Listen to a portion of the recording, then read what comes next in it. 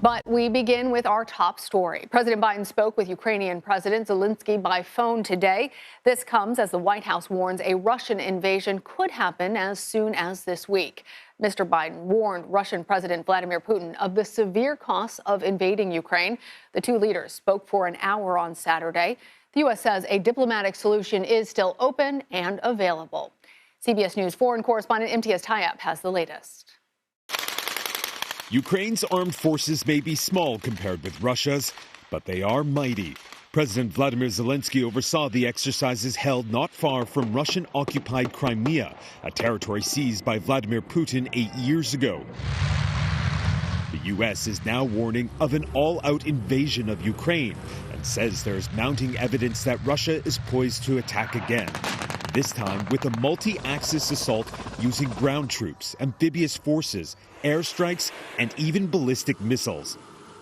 But Zelensky says those dire warnings are doing more harm than good. The best friend for enemies, that is panic in our country.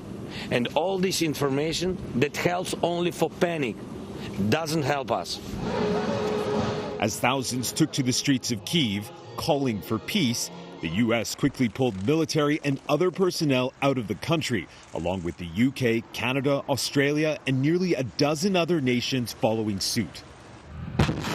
Russia's military buildup in the region is only growing, with enormous live-fire military drills in neighboring Belarus and Moldova. The war games are mere miles away from the thousands of NATO and allied troops in the region, in what is the largest military buildup on the continent since the Cold War. Haunted by the chaotic scramble to evacuate from Afghanistan, President Biden has vowed he will not send in troops to Ukraine to rescue trapped Americans, with the State Department urging all Americans to leave immediately.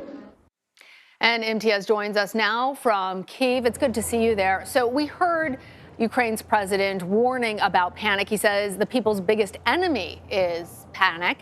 What is your sense of things from the Capitol? And we also heard you reporting that there are protesters who are calling for peace. Who are they trying to appeal to? Hey, Lana, good to talk to you. Well, yes, I'm here in the center of Kyiv. I'm on one of the main shopping plazas here in the capital city. And for a Sunday night, it's pretty lively. There's a lot of people going about their business, living their lives. Yeah, it really is. Living their lives as normal. And it really just underscores the mood here in Kyiv, is that people really want to live their lives just the way they have been. And although they're very conscious of what's being said in the news, all that diplomacy we're seeing elsewhere, they say that they feel like the Kremlin wants them to live in fear, something they absolutely refuse to do. And that's why you're seeing scenes like this, which is just busy streets here in the center of Kyiv. Honestly, MTS, it looks more lively than New York City at the moment. I want to play for our viewers a little bit that we heard on Face the Nation this morning when U.S. National Security Advisor Jake Sullivan described the types of attacks that Russia could perpetrate. We also are watching very carefully for the possibility that there is a pretext or a false flag operation to kick off the Russian action, in which Russian intelligence services conduct some kind of attack on Russian proxy forces in eastern Ukraine or on Russian citizens and then blame it on the Ukrainians. MTS, what have you heard about a potential false flag operation? Yeah, it's been talked about a lot, this idea that Russia could essentially stage something which they could then use as a pretext to war. So something like Ukrainian forces attacking Russian forces or something along those lines. At this stage, we can't say exactly what that is. U.S. and other Western intelligence officials haven't described what exactly they think Russia could or would do, but they are concerned of that being a very real possibility.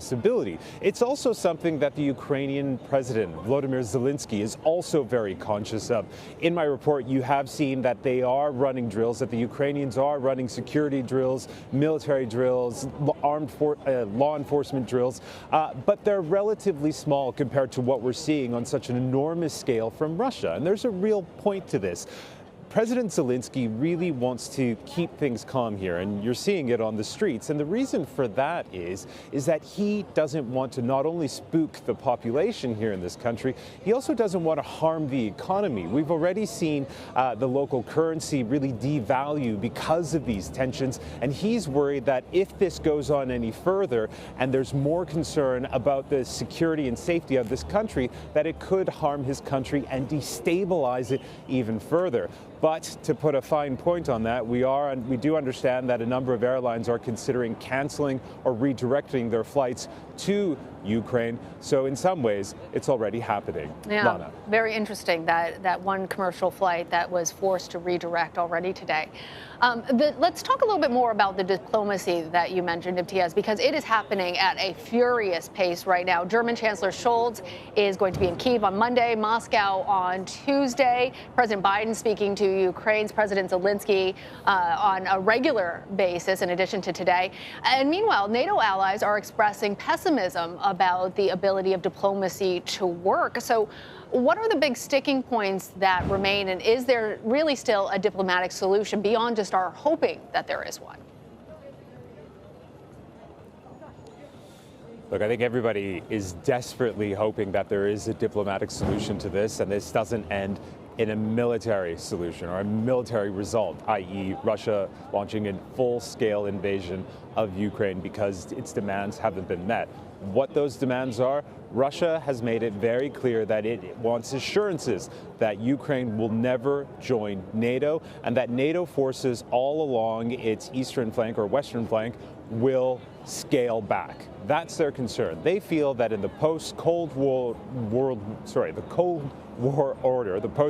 order, that they essentially were humiliated. And more importantly, since then, NATO, this coalition of military forces, have been moving closer and closer to their borders, something they see as a threat. And Mr. Putin has made it very clear that this is a red line and that he needs to see some kind of tangible result, some sort of agreement which will ensure that this will be met. But these Western countries, these nations that belong to NATO, are saying, listen, Ukraine is a sovereign nation and it will decide its own security. And that, of course, leads us to this, essentially, this stalemate.